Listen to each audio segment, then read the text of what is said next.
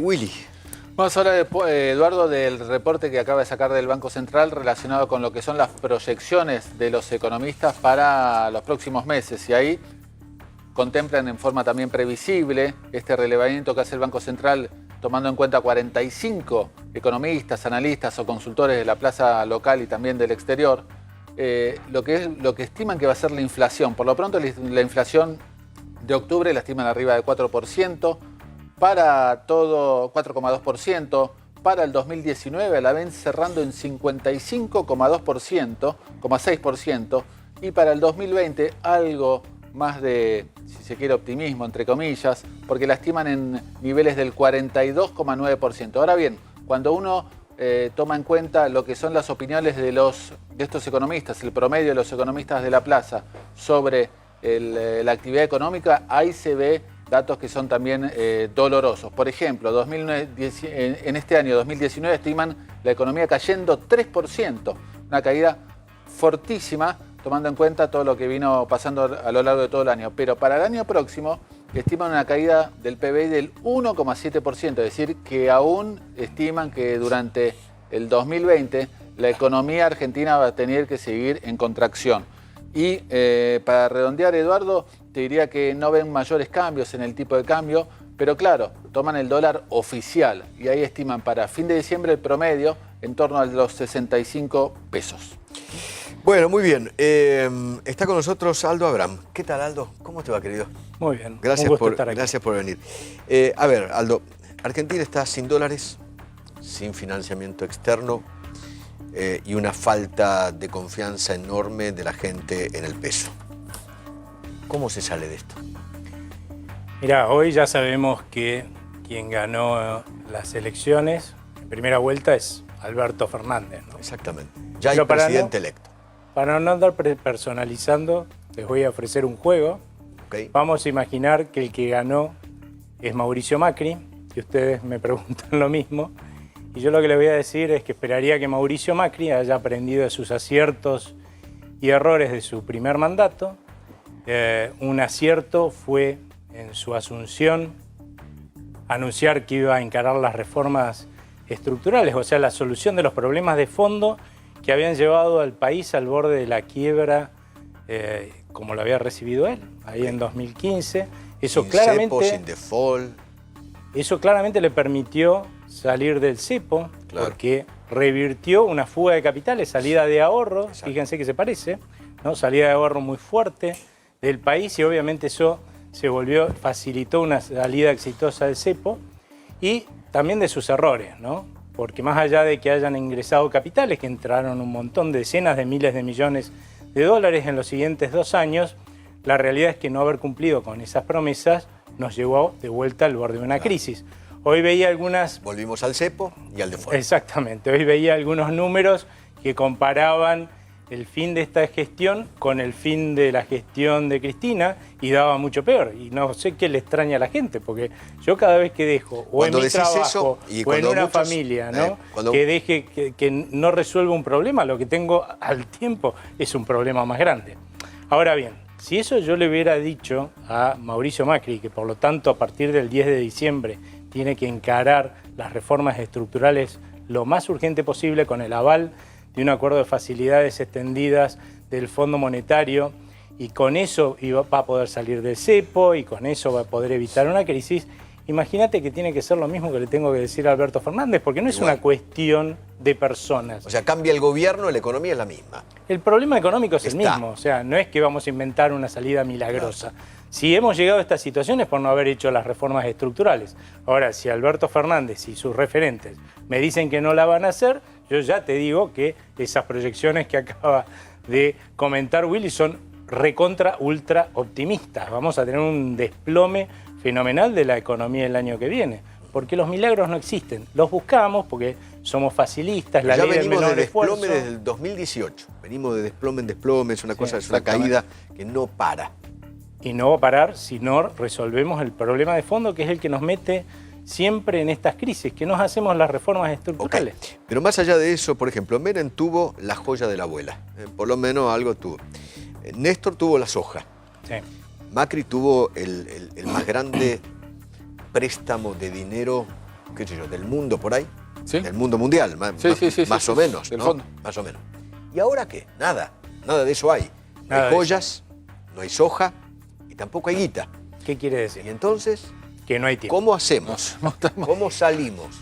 Que no hay tiempo. O sea, si vos no recuperás la confianza de argentinos y extranjeros para que se revierta la fuga de ahorros y de inversión que tenemos hoy en la Argentina, lo que vas a tener es una crisis. Ya nos hemos gastado todas las evitas, pero es probable que alguien venga con alguna fórmula mágica, entonces te diga, bueno, ¿sabés qué vamos a hacer? Le vamos a sacar a unos para darle a otros, obviamente le van a sacar al sector productivo, le van a dar a aquellos que lo necesitan, según su juicio. Le van a poner Y- retenciones al campo, retenciones a la minería y van a desdolarizar las tarifas. Eso ya de Eso está- entrada. eso- Bueno, Eso entonces es Para empezar a hablar. Es una fija. transferencia Claro. de recursos, Ok. pero eso no aumenta... ¿Alcanza eso o no Es alcanza? que eso no aumenta la demanda total del país, porque le estoy sacando a unos para darle a otros. ¿De dónde aumentó la demanda total del país? Le estoy sacando a los que producen para darle a otra gente, y claramente los que producen van a producir menos y les aumento la presión tributaria. Entonces, no solamente no incremento hoy el nivel de demanda, sino que la voy a reducir a futuro al nivel de demanda, porque voy a reducir la producción de riqueza. Y sin producir riqueza no hay demanda, a menos que generes credibilidad y crédito, que es lo que yo ofrecía hace un rato. También va a haber algún genio que va a proponer, y ya están proponiendo, Darle a la maquinita. darle a la maquinita, y entonces ya sabemos Ok. cómo va a terminar eso. Va a terminar muy mal porque Cuando se le está den a la cayendo la maquinita, demanda de pesos. claro, por eso, cuando le den a la maquinita, la gente va a recibir los pesos. Pero la gente no quiere los pesos, porque no confía en los pesos, confía en Se el lo va a dólar. sacar encima. Entonces, ¿qué va a pasar? Y vamos a ver, O va a los dólares o va A los precios. A los precios. va a ir a comprar- ambos lados. A ¿sí? comprar cosas. Sí, va a ir a comprar cosas, Pero y la va a ir a comprar velocidad dólares, y lo monetaria- que vamos a ver es que, lejos de lo que algunos economistas suponen, vamos a ver reflejado en los dólares paralelos cuánto se está depreciando el peso. Esa va a ser la medida. Y la velocidad de- monetaria va a crear más inflación. Y lo que vamos a ver es un incremento de la inflación fuerte. Lo que pasa es que la composición de los precios, cómo van a subir, va a ser distinto. Pero la suba de precios se va a dar. Macri le deja alto endeudamiento y alta inflación, con Sí. posibilidad de default, que ya prácticamente Es, Ya es, está. sí. Sí. y de Y hiperinflación. hay una posibilidad de hiper. Lo que pasa es que no es que tenemos que ir a ese escenario, es que somos tan obstinados los argentinos que hace varias décadas que venimos yendo a ese escenario. Claro. Pero nos encanta, Siempre parece. caemos en el Debemos ser mismo lugar. masoquistas, Nos ¿no? Porque encanta. después de haber llegado a finales del 2001 con un resultado desastroso de no haber encarado estas reformas estructurales en su momento, y que no se podía sostener por la economía, caímos en una crisis. Ahora con Macri también como el íbamos al mismo 2002. lugar. Si no llegaba a hacer las reformas estructurales, iba al mismo lugar. Pero Pero es la un base- problema de personas. Pero ¿no crees que la no base importa la de- quién lo resuelva, ¿no crees que alguien la- tiene que resolver los ¿No crees problemas. que las para se bases las resuelvan. dejó Macri? ¿Para resolverlo? No, yo creo que lamentablemente Macri se equivocó con no tratar de resolver estos problemas cuando tuvo tremendo financiamiento durante sus 2 primeros años, Como nunca en fruto la de la historia, la confianza, dada la confianza que generó él, debemos reconocer, y justo o sea, te la iba- generó él. Personal ¿no? con Trump y Claro. con Merkel. Y ahora, Justo te quería hablar de eso, porque Alberto Fernández acaba de decir desde México que el endeudamiento argentino pasó del 38 al 95% del PBI en la gestión de Macri, ¿no? Ahora, eso es correcto. Sí.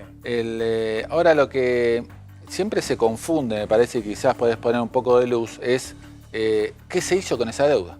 Porque muchos dicen se alimentó la fuga. Es como que, digamos, la deuda es para pagar el déficit fiscal, intereses incluidos, y renovar vencimiento de deuda. efectivamente, lamentablemente nosotros teníamos un déficit muy grande cuando se fue el gobierno de Cristina Fernández de Kirchner. En vez de resolver eso rápidamente, reduciendo el Estado y utilizando la plata por ahí del endeudamiento para morigerar el costo social que algo así genera, lamentablemente mantuvimos la situación como estaba. Fundamentalmente, yo creo que ahí la principal responsabilidad, es cierto que la tuvieron las provincias, pero bueno, el Estado es uno solo, hubo que financiarlo, y lamentablemente eso hizo que se gestara toda esta deuda, porque Y encima es algo que se retroalimenta, ¿no? Porque más deuda tenés, más intereses tenés que pagar, y así es un círculo vicioso. Y sí, financiaste la fuga de capitales, pero si no te hubieran prestado eso, claramente no hubiera financiado la fuga de capitales, no hubiera podido financiar el déficit fiscal, ¿sí? Con lo cual no hubieras podido pagar los intereses de la deuda, hubiéramos estado en default enseguida, o te hubiera obligado al principio del gobierno de Mauricio Macri a hacer un ajuste atroz dentro del sector público. Lamentablemente, lo que termina pasando siempre es que el que gasta de más es el sector público.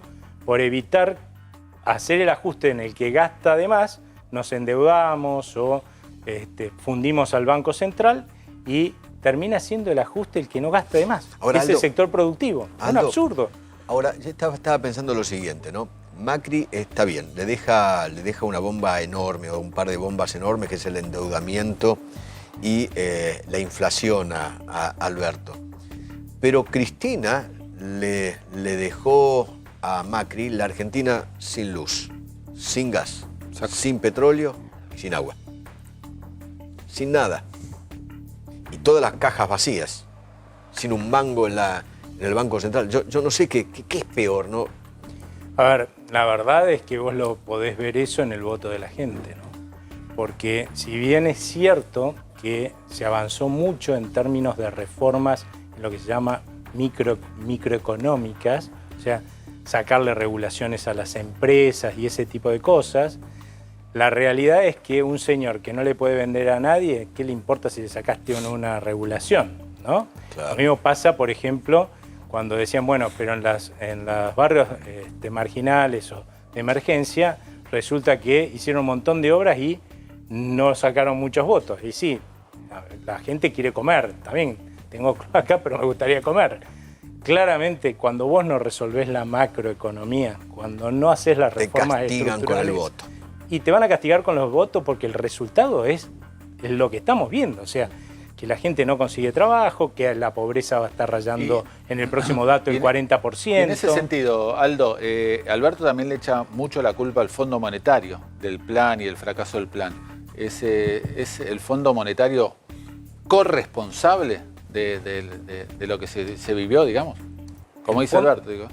Yo creo que el Fondo Monetario cuando entró no tuvo más remedio que financiar este recorrido que hemos visto hasta ahora, porque no había mucho margen para exigir en un periodo preelectoral que se hicieran las reformas estructurales que había que hacer. Yo creo que la apuesta de ellos es, o dejo que este país se hunda en el fondo del mar, porque ojo que si no aparecía el Fondo Monetario, la crisis que hubiéramos tenido en 2018 hubiera sido peor que la del 2002, ¿sí? Entonces, teniendo en cuenta eso, menos mal que apareció el fondo, menos mal que... Era la última bala que ya había, está, ¿no? Nos suicidábamos, nos caíamos al fondo del mar. Si no llegaba a aparecer el fondo, bueno, la apuesta del fondo es, lo financio cuando se decida que hay un gobierno que tiene el poder de hacer las cosas, volvemos a ver cómo ayudamos un poco para que se hagan las cosas. El problema que yo creo que tienen hoy es que no están tan seguros que haya un gobierno que quiere hacer las reformas estructurales que evitan una crisis, ¿no? Ese es Alberto Fernández. Ese es Alberto Fernández. Esperemos que nos dé una sorpresa a todos. ¿Qué más queremos? O sea, por eso yo les decía hace un rato, juguemos con nuestra imaginación y pensemos que es Macri quien ganó. Y fíjense que yo no estoy haciendo una diferencia de partido, de persona. A mí me dan igual, la verdad es que me da igual. A mí lo que me preocupa es el costo que vamos a pagar todos los argentinos si quien está sentado el 10 de diciembre en la Casa Rosada no entendió este mensaje que estoy dando, que sin reformas estructurales vamos a tener una crisis peor que la del 2002, quizás el año que viene, pero si no como tarde en el 2021. Y con reformas estructurales, Alberto Fernández puede quedar para la historia, porque los países hicieron las reformas estructurales. Pero las reformas estructurales que vos hablás son la impositiva, la laboral, la previsional. ¿Quién fue el que más avanzó en reformas estructurales en la Argentina? Carlos, claro. Bueno, en el primer entonces gobierno. Era peronista, les cuento, en el ¿no? primer gobierno. Pero venías de una hiper. Sí. Y bueno, este señor, Alberto Fernández, hoy tiene la oportunidad quizás de salvarnos antes de llegar a la hiper. Antes de llegar. Y quedar para la historia, ¿por qué? Porque Los países que hicieron estas reformas en el mundo, lo que lograron es bajar el desempleo a niveles de 4 o 5%, niveles de inflación de 4 o 5% y triplicar el poder adquisitivo de los salarios de sus habitantes en no más de 20 años. Y si eso no deja a alguien para el bronce, no sé qué lo deja. Gracias, querido. Un abrazo Gracias. grande. Gracias.